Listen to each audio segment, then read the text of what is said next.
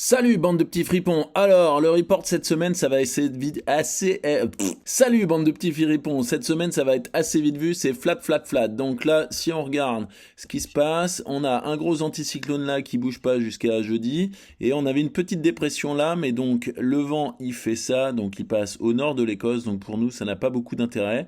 Voilà. Donc ça, on arrive à jeudi et il se passe toujours rien, donc ça n'a aucun intérêt.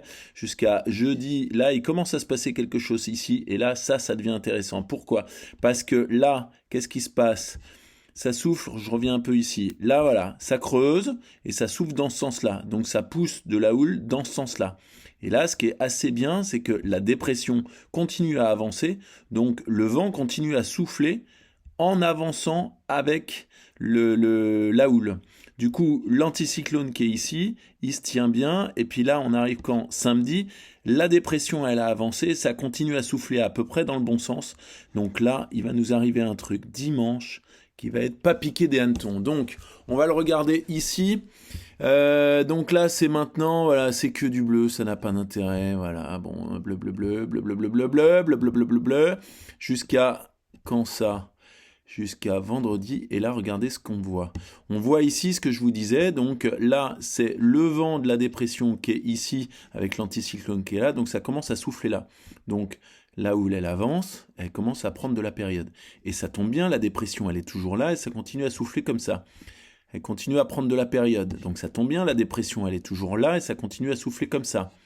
Donc ça, prendre la période, prendre la période, prendre la période, et regardez comment ça nous arrive. Ça nous arrive en du 17 secondes. Donc ça, c'est quand? C'est dimanche.